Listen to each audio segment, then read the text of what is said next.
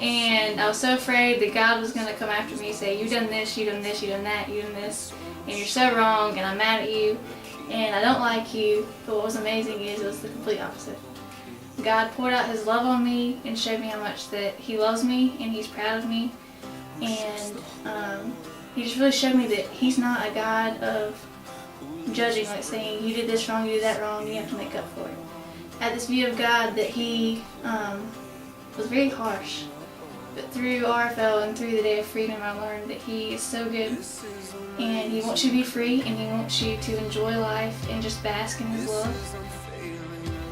And through the RFL class, God really started showing me areas in my life that were causing a lot of pain, a lot of anger, a lot of condemnation especially. Condemnation was a huge thing that I dealt with, and through His grace and through His love for me, He was faithful.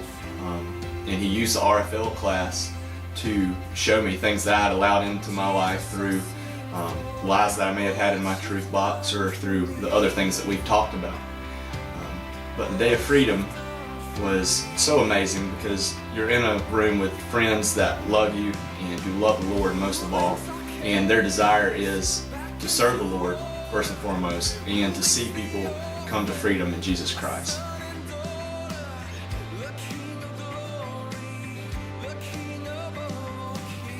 To me, the biggest life change that I got from RFL was the fact that for the first time, I feel like through RFL, through the Day of Freedom, I began to see who God really created me to be. For so many years, and I think because of just, for each of us, but for me in particular, because of the things that we go through, sins in our lives, hurts in our lives, just the experiences we have, tend to influence, obviously, who we are. Some of those things are good, but some of those things are not so good.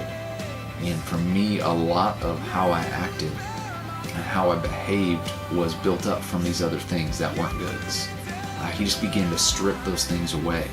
And through the Day of Freedom, he peeled a lot of that stuff away. And for the first time, I really just began to see who it was that He created me to be.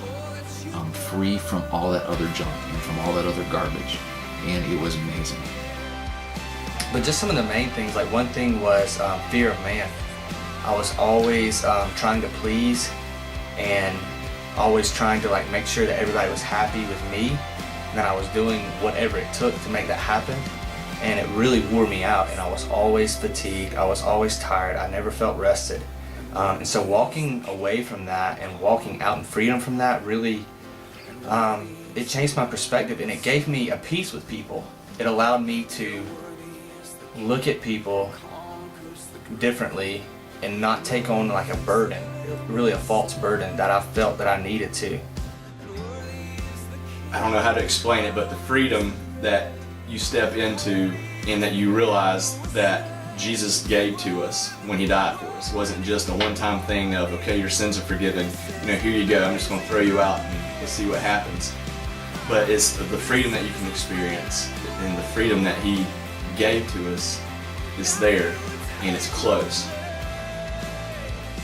And you understand freedom through that, with being I'm not afraid to talk about what I used to deal with. I have no condemnation from that, so why should I be afraid to talk about it, And by doing that, it in turn gives people an opportunity to open up to you. So in a way, it's this is a testimony that the Lord did with me, but what He does for me, He can do for you. There's so much freedom and joy and hope that you have that it's all worth it. So I hope you all do it, and it's going to be great.